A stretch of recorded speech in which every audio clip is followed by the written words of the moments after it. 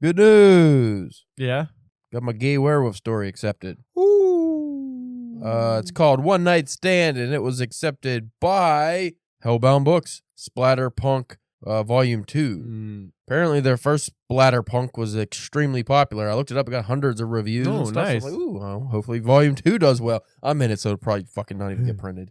But yeah, I signed the contract to that the other day, and they said I could announce it. I like the ones that are like, just announce it. Yeah. Go and celebrate. I'm like, cool. Because sometimes I've been accepted by things where it's like, you can't say anything until it comes out. I'm like, why? Like the months No from Sleep, now. like the No Sleep podcast. Don't tell anybody you got accepted until it comes out. I'm like, okay, year and a half, 2 years later. Oh, yay.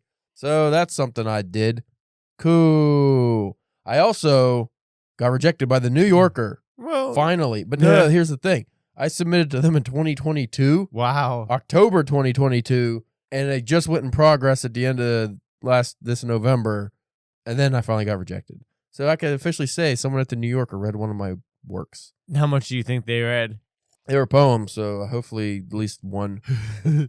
Bryce said in that time he got rejected at least 2 times by them. And it was funny because before they rejected me, he sent me a rejection from them.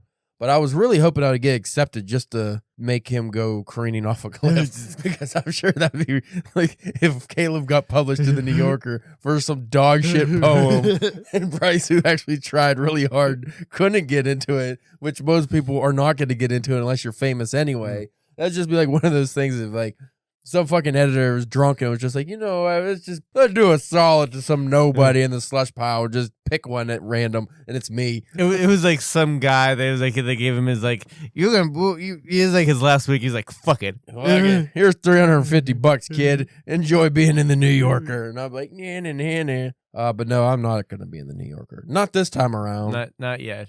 Hopefully, though, if you do submit to them again, it doesn't take like almost another 2 years. Well, they no, they'd actually fiction, because I submitted to the fiction first, obviously. But that's not through Submittable because they pay a lot. They pay like $1,500, $2,000 a story.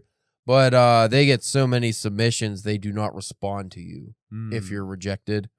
So after like 6 months, you just assume you're rejected. But then again, like the poem, which is through Submittable, strangely, you get a response back no matter what. And like I said, 2022, I submitted. And if they didn't have the Submittable, it was just like the fiction, I would assume I just wasn't. Right. So who knows? Maybe I'll get like down the road, hey, you're accepted to the New Yorker. I'm like, for what? And then it finds out, which will actually segue here. I find out that it was a story I already got published on. Like, right. Can't take it. But I bring that up because my story that got accepted into Hellbound Books Splatterpunk Volume 2, I submitted recently, I think in October. I submitted that same story I found. I think it was called like Fever Dream or something. It was a anthology put out by, I don't remember, some press. But they paid a lot of money. So I had to withdraw. Yeah. Which they got back to me immediately from the withdrawal. I was like, oh, well, thank you for telling us. Yeah. I always worry, is like, what if that one was about to accept me? Right. Like they were 5 minutes away from hitting accept, and then I withdrew.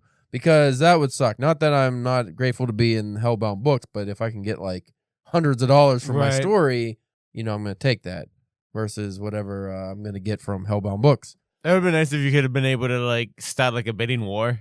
Who really wants it? Who wants it the most? I don't think anybody cares. They would just be like, fuck off. Maybe if you're famous, you could do that, but no, not me. So that's one thing I want to talk about in today's episode when we get to it is having to withdraw something and when to do that and things of that nature. But we'll get to that in the main episode. I think I had notes. Notes? Yeah, I might have just, because I wanted to remember to talk about something, but it might have actually just been that. Here it is. Butts. Talk about which kind of lube Spencer... No, that's lube. Lube. Well, it was in quotation, so I don't think that... Butter. Nope, that was it. That was all. So stick around unless Spencer got news. No. Stick around and we will be back with an episode proper. We have to have a proper episode, but I don't have the topic really. But I feel like our rambling episodes do the best. So we will ramble and then I'll make a controversial title like Luigi was innocent.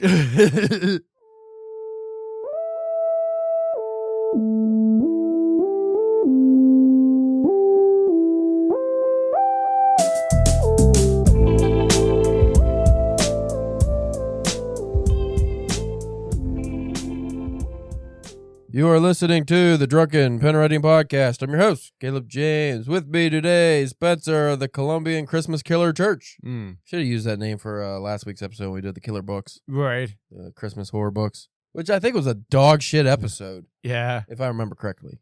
And I'm sure I do. I love butts. So anyway, as I alluded to in the cold open, and by alluded to, I mean... Just said explicitly.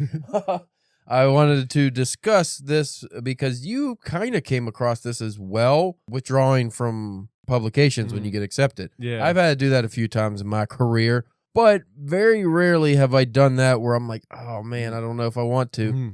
Using my story as an example, I submitted my story to, I want to say 5 publications. Okay. Let me look on the thing, and that way we could actually have some details for the fans who are interested behind the scenes horse hockey. Nonsense.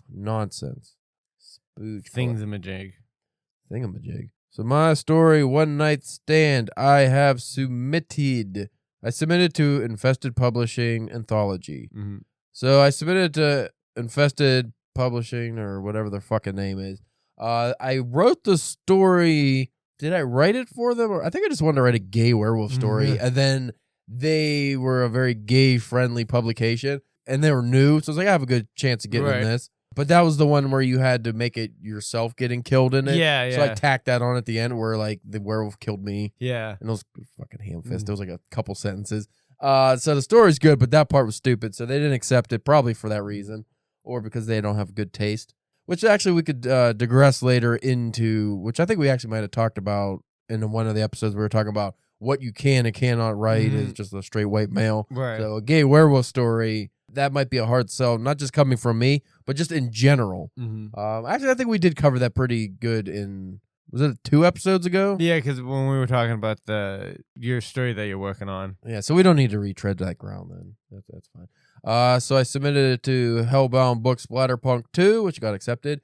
I submitted to Infinite Horrors Magazine, which rejected it, but I feel like whatever their call was, it wasn't quite a fit, if I remember correctly. And I was just like, I think was it Infinite Horrors or what else did I send this to?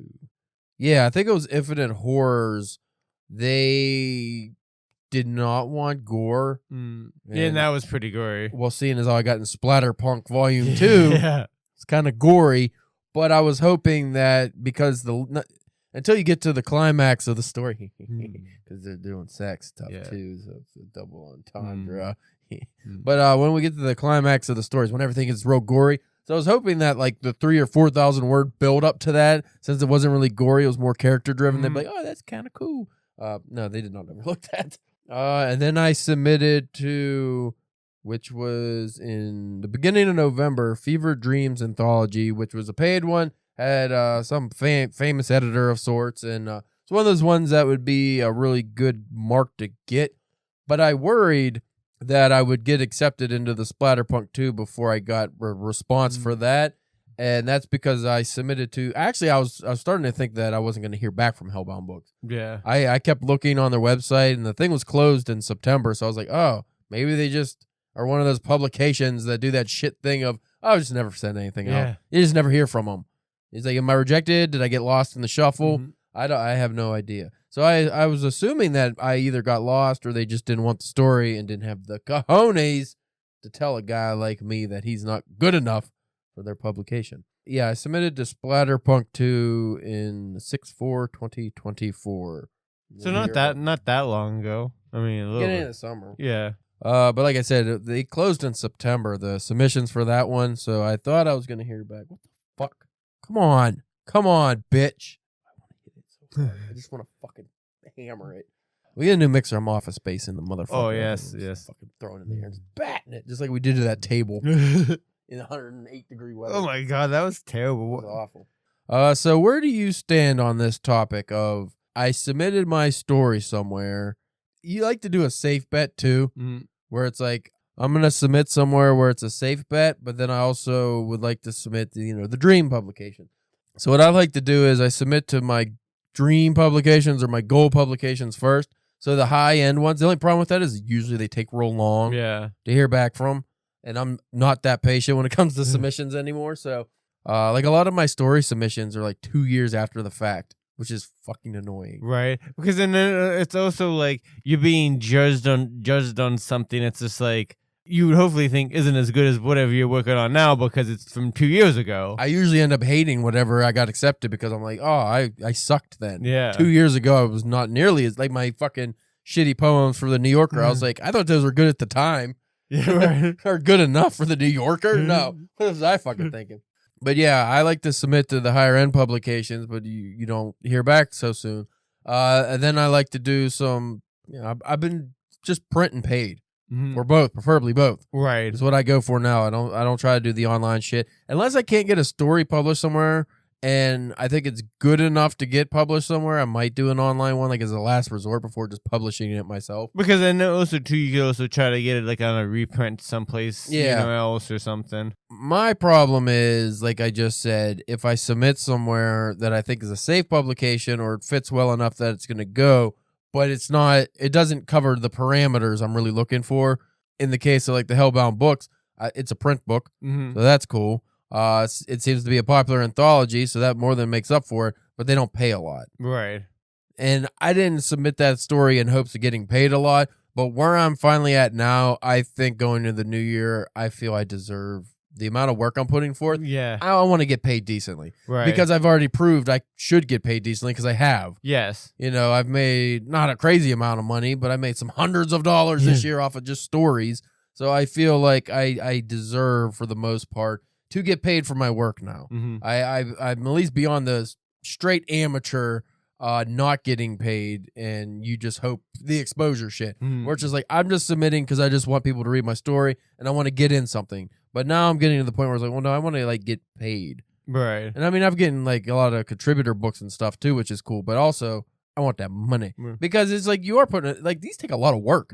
If you're actually doing a good short story and you're not a fucking genius, it takes more than 8 hours of work. Like a lot of times, like it's not just I wrote that in an hour, so I don't care if I get paid $10. With that though, like you might have to like here in a couple weeks, we'll be doing like hopefully our goals for the next year. You might have to like recalibrate your goals of like I want so many. It's like, well, maybe cut down on the amount of submissions that I get. Not saying that not try to submit to places, but be like, I want 2 or 3 bigger submissions this year, other than like I want like 10 submission or 10 acceptance. But that's what we talked about off air a little bit before. Might even talked about it on there where I was thinking about recalibrating my submission goals for next year and just doing some bigger ones. Yeah, but not as and focus on longer form fiction anyway.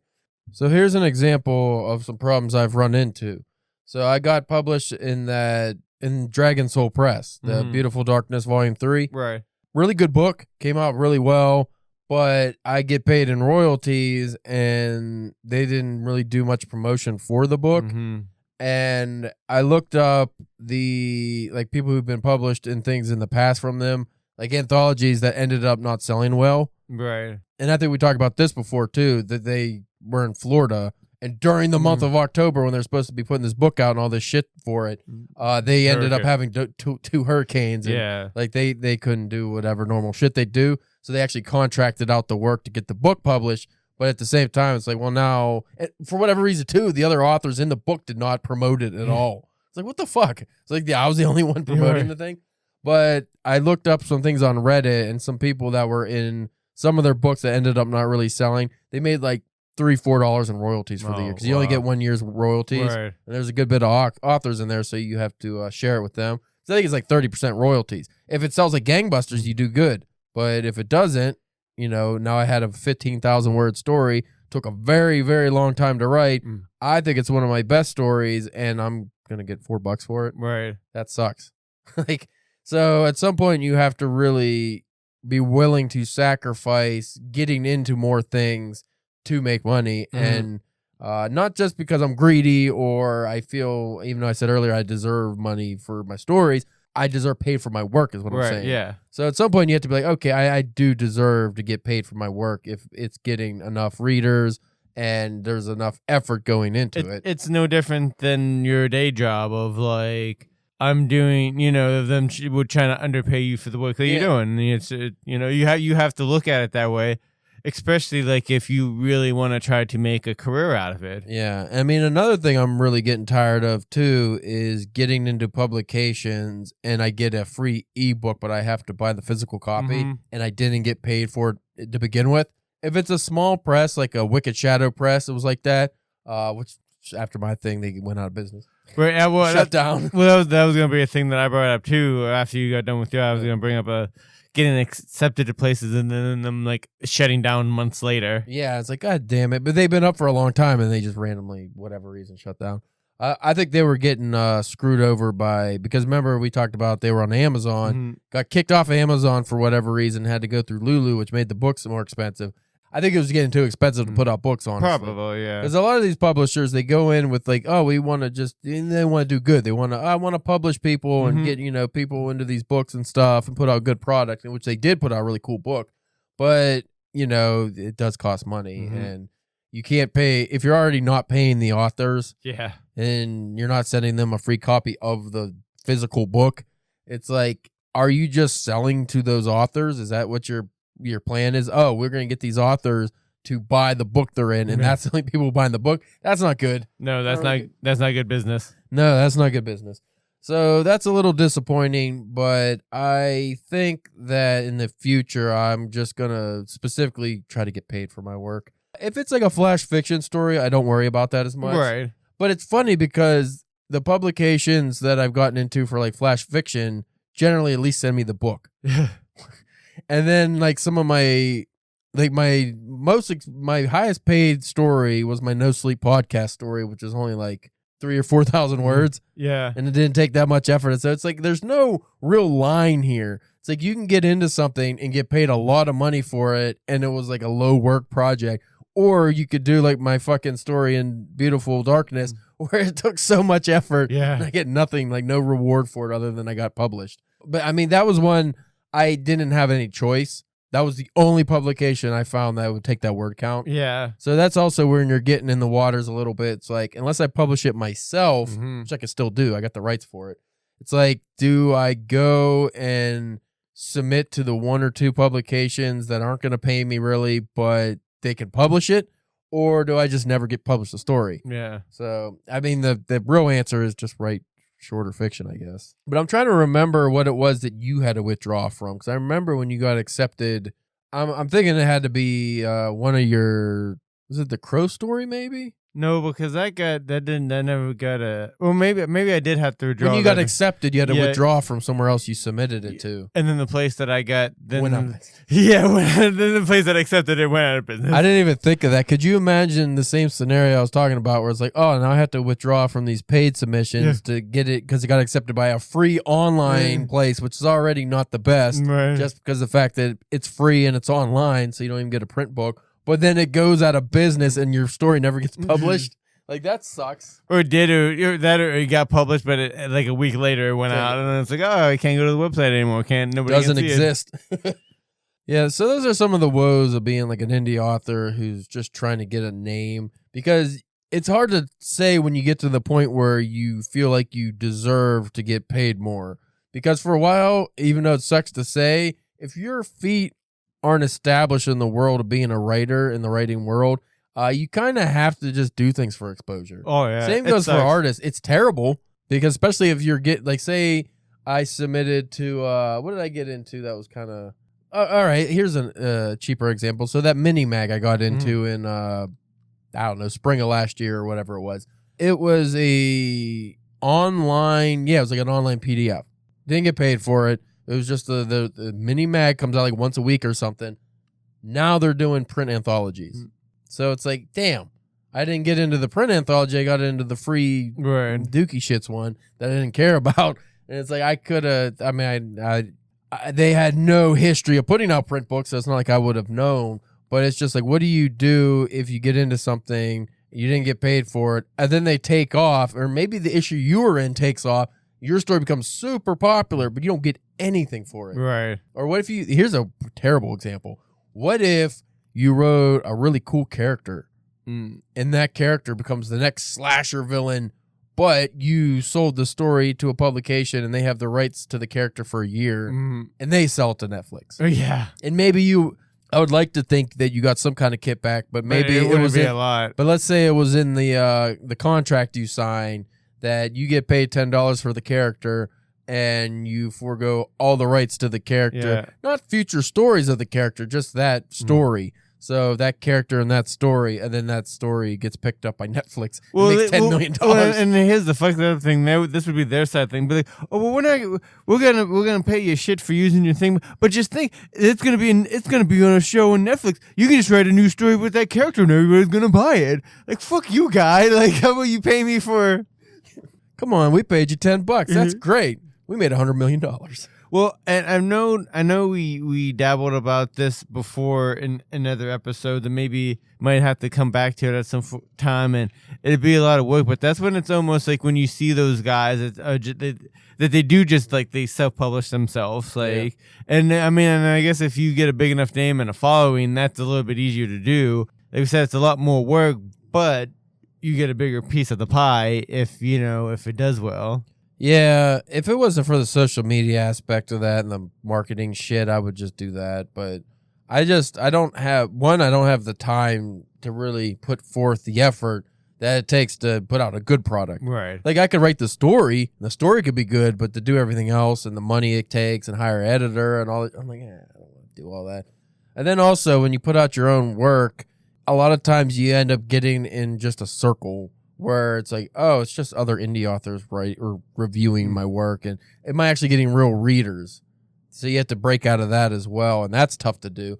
But I just don't want to sacrifice the stories I'm writing, like the quality of the stories, because I know, I have to write this story. But since I have so much other stuff to do, I'm just not going to do the many drafts I do of the story and the amount of work I put into the story normally, because I know I'm going to have to put a book together and do a cover design and format, and I have to figure out how to do the Amazon shit. And like, I really take my hat off to those folks who could do that and still work jobs or have kids. How the fuck are you doing that? But I'm not that guy. And I don't want to hire someone to be that guy. Like, I don't want to pay for it. So I'll just stick to getting screwed over by the small publishers, big publishers. That's another thing. What do you do if you get a book deal and then you get screwed royally and your book takes off, but you don't make any money? I mean, that's normally how it goes, unfortunately. Yeah. So do you feel that you want to continue writing things just for exposure? I mean, no, but I think you got paid before I ever got paid for a submission. I mean, the contract, I haven't got paid for it yet. I think. So you never got the money. You just signed the contract to get paid. Yeah. But you never actually got the money yet, so. But it was like $5, so I might have gotten it and not really, not realize, like, oh, that's an extra $5 in my bank account. I think it was 10. Yeah, okay. But you got $10 before I got $10, I think. Yeah, because I wasn't in anything last year that made me money except for the No Sleep, but that didn't come out, so I was in the same boat. I didn't get paid. But if you didn't get paid yet, then screw you, fella. I'm better than you. Ha ha. Flex. I don't know if I want to go into. See, that's the problem with like the pay markets. Like, if you want the good pay markets, though, there's a lot of people submitting to that, and also usually it costs you money. Yeah. So how confident are you in your work that you're willing to spend $10, $20, $30 for a submission somewhere, contest or whatever it may be, just for them to not read it really and just reject it? That's another thing I've seen a lot of people complaining about lately is the amount of fees for these publications, usually because they use Submittable and you have to pay to use that service. So they charge, even if it's like $3 or $4, how many, and I've come across this many times, how many authors submit to that and get a generic rejection and you're pretty sure they didn't read anything? That's the worst. That should be illegal. Yeah. If you're paying for a fucking submission, you better at least read the first page. Yeah. Not just the paragraph, the first fucking page. Because I paid for, like, come on. I've paid. Because, like, what am I paying you for? It was like 2 years ago. I think it was like the Stardust Review. I paid $10 and they still haven't even put me into progress on Submittable. Yeah, like, wow. And then I only submitted because it claimed a week turnaround. Obviously, that didn't happen. No. And I think I ended up getting all of the shit. I think they were poems and I got them accepted elsewhere anyway. So it's like, but I'm just going to keep it because fuck it. I'm not going to withdraw any of them. No. Because if you do eventually accept them, I'm just going to let you get screwed. Yeah. Fuck you, Stardust Review, you hunk of shit, garbage site, whatever, I don't know, magazine, whatever the fuck it is. It's poop. It's got a dumb name. I was trying to think if I got any other submissions in the works that are going to pay me big money, but I don't think I have. The story I'm writing now, I'm going to go the usual route. Usually I only do this with like my stories that are I feel really confident in, that are maybe borderline genre but could be seen as literary. Mm-hmm. I submit them to like the Dublin Review, the Missouri Review, like bigger named places. Dublin's up there with like the New Yorker. Obviously I'm not going to submit to the New Yorker. Maybe like the Paris Review, but I've never submitted to them because you have to print it out and send a paper submission. Wow. So I feel like that's a lot of work just to not hear back. Yeah. But I submit to some of the big ones. But like I mentioned before, this story I actually have some publications in mind in the UK. So I'm going to submit to them and most likely hear back from them before I ever hear back from like, the Dublin Review or anything. And then maybe, depending on how I feel about the final product, submit it to like the Missouri Review and like university reviews in the United States because they generally pay decent. Yeah. And if they like some of my other stories, if they get rejected by all of them, then I just don't. I don't know. Don't do anything with the story. I guess that's the problem too. Is like, what do you do with the story that in your heart is good? Mm-hmm. But you can't find a place for it. But you can't find a place for it, and you don't want to just publish it online or something. You're like on my website. I can publish some of my stories that haven't made it anywhere, but I'm like, no, that's not. I do those shit. Yeah. Not shit, but things that I'm like, I'm not gonna get that anywhere. I don't really care about it that much. I'll do that with those stories, but if it's like a 7,000-8,000 word story that I'm really confident in, but I just can't find the right place for it, it's like, what do I do? I'm in a weird limbo. Yeah. So I have two stories now. I've been shopping around for like a year and a half, 2 years, and I just can't find a place for them. And I know they're decent because I've gotten some personal rejections on them. They're like, oh, it's really good. It's just not a fit for what we're doing right now, but you should submit this to other places. And it's like, who the fuck wants it? Yeah. Also, the word count's a little wonky because like just under 8,000, but a lot of the reviews I find cap it at like 6,000. God damn it. I miss short story fiction that was a short story, but you read something, it was decent length. Yeah. Because now it's like short story fiction is 3,000 words to 6,000 words. Yeah. And it's like, I remember short story fiction being anything under 20. Yeah. Like you'd read a lot of like old story collections and stuff, or even like a H.P. Lovecraft. Those are all short stories, but most of them are what? 50 pages? Right. Maybe they just feel like it. I don't know, maybe. So what are your plans? Because I don't want to go into it too deep since we're going to do a whole episode on this, but what are your plans for future submissions, like pay-wise? Are you going to go into like, I mean, obviously you're still going to want to submit to pay markets, but I don't think you submitted anything that you had to pay yet, have you? No, I haven't had to, pay a fee to submit any place yet. So do you think here in the future you're going to get to that level where you're bold enough to spend your own money on your work to get it read? Maybe if I can find, if I find a place where I think it would really be, a good fit, there's, there might actually be a chance, The one benefit of a lot of the genre stuff is they don't have submission fees, I've noticed. Yeah. So you've kind of lucked out with that, because even a lot of things I've gotten accepted to, I don't think I actually pay... Every single submission I paid for that got rejected, I think. But no, the Ethereal Nightmares I paid for that one. But then she liked the story so much she offered to reimburse me. It's like a $6 submission fee. And I just told her to keep it, use it for the book. But, right. I was like, that's cool. But for the most part, I think everything I've gotten into or got paid for was a free submission. Yeah. So it's like, why are we even paying for submissions? If just pay to get rejected, that's the worst feeling. It is a weird, paying your job to go work for them. Yeah. Hey, let me give you some money so I have the privilege of working for you or with you. Yeah. I wonder if you'd probably have to find a way to prove that you're at least a part-time writer, but to get tax write-offs for your submission. Like, hey, this is a business expense. Right. Because I'm a writer. You probably could tally them up. The thing is, I think you need, if you do it through Submittable, you get receipts. Yeah. Or PayPal, it shows you. It's like, hey, I paid $50 in submissions this year. Can I get that back? Right. Probably.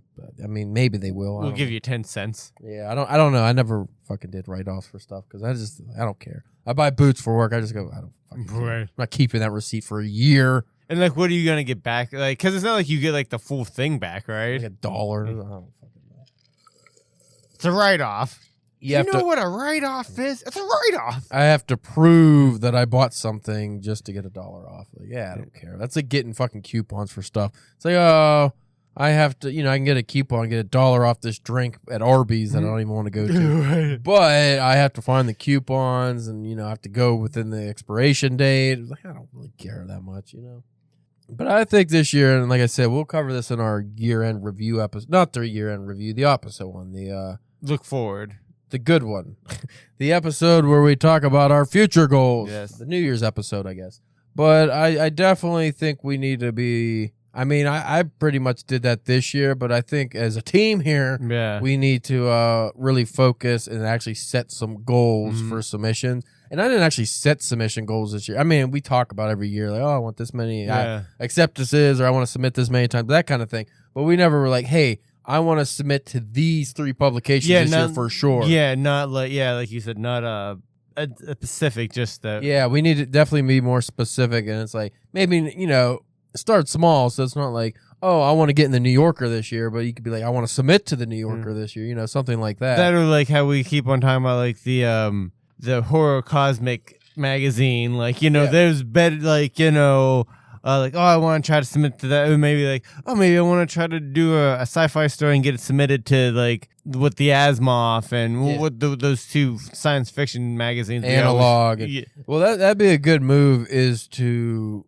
So say you have a story that you feel will fit in a couple places. So maybe your cosmic horror story, it's sci-fi based. So you want to submit it to them. That's your dream one to get in that one. But then you'll have a couple backups that you'll have set too that you can submit to. And then, first come, first serve. Right. So that kind of rounds it back to the beginning of the episode of just like, you just kind of have to pick your dance partner, I guess. Yeah. You have to definitely keep your eggs in multiple baskets if you, submission-wise. If you just submit one story to one place, it gets rejected. Then now you wasted so much time because it takes so long to hear back. I always try to submit a story to at least 5 places. Right. Unless I wrote it specifically for like an anthology or something, like a themed one. That was like, you wrote something that, like Harriet was putting together. Yeah. And you wrote for that and you're like, well, I'm going to give this one a little bit...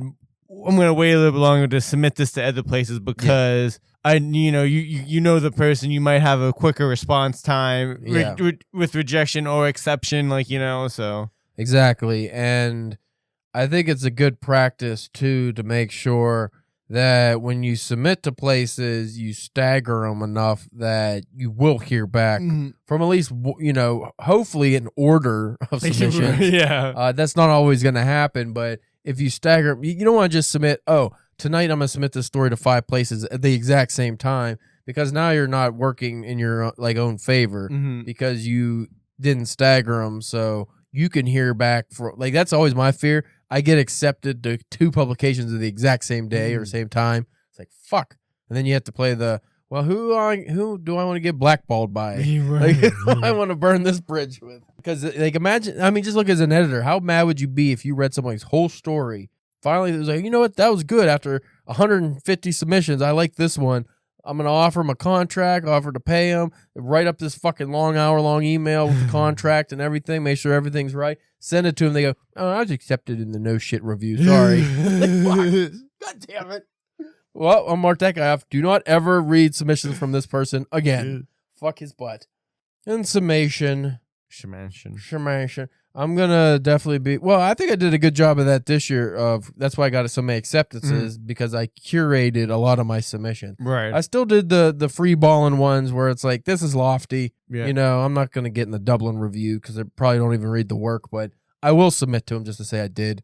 On the off, even if you have 0.1% chance. Well, then too, and that doesn't hurt. Like if you just even say once a year or a couple times a year, submit something to the Dublin Review, even though they might not read it, they might be like, recognize your name, or something, and then maybe they might actually yeah, in the future might. I remember that name. Yeah, I'll give it a read. Especially if they accidentally associate you with something good. Like maybe there's another Caleb that submitted a really good story, and then they just kind of fucking flub it in their head. Like, is that the same Caleb? It might be. Let's read his work. Shit! It's fucking shit!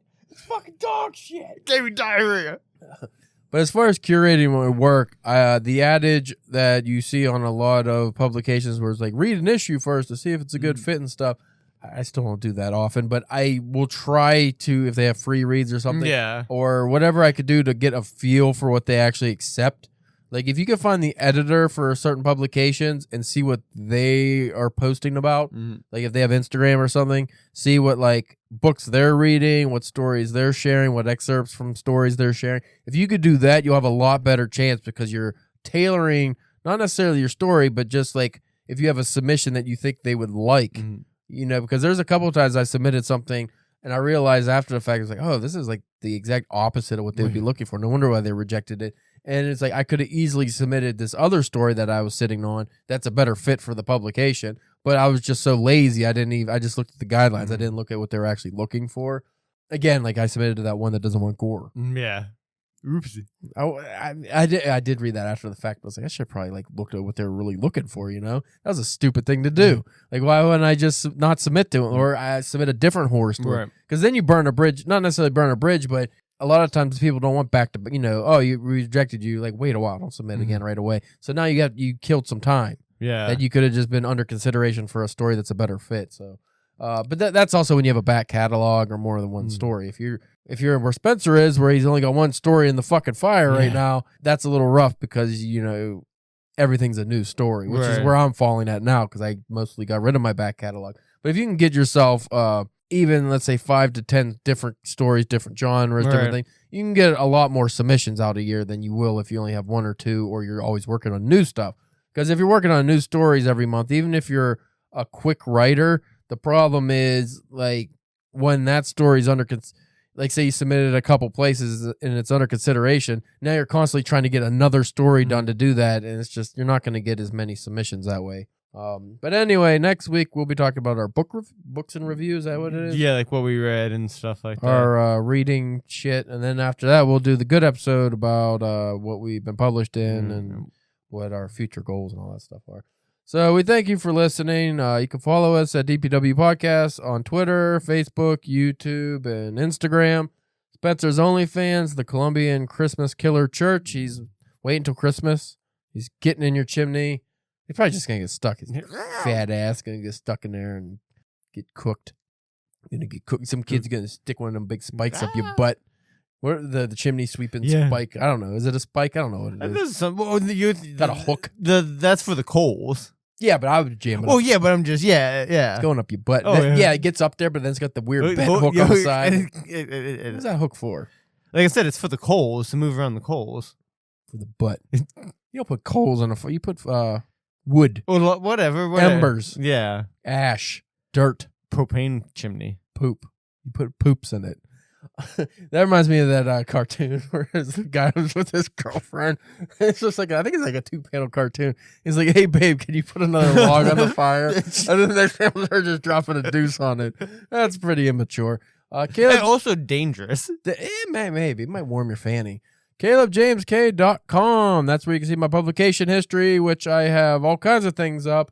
Violent Advents, Christmas Horror Anthology just dropped. You can read my story in their Maggot Party. I think as of now, you can go on Amazon and just look up Maggot Party, and my name will come up even though they won't give me the fucking author profile. I keep rejecting me.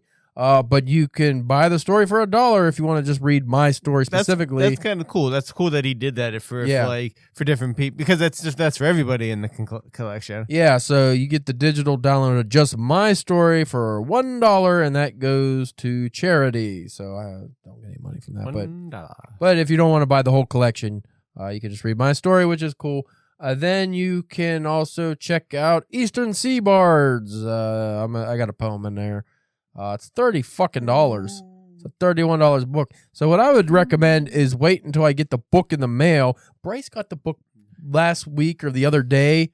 I pre-ordered it way before him, and they just shipped it. I got notification. So I get that on the 18th with those fucking dickheads. But when I get that book, just go to my website. I'll just post a poem on there. I don't really give a fuck. Don't buy the book. Don't spend $31 on it. For one poem. Unless you want to read 300 other poems or whatever's in if there. you're a big poem guy. Yeah, if you love poetry and you want the whole East Coast poets, bards or whatever they are, you go ahead. But I'll just put it on Instagram and on my fucking website for free. I did it with the last one. I'm not really concerned because I had to spend fucking $20-something on the goddamn book.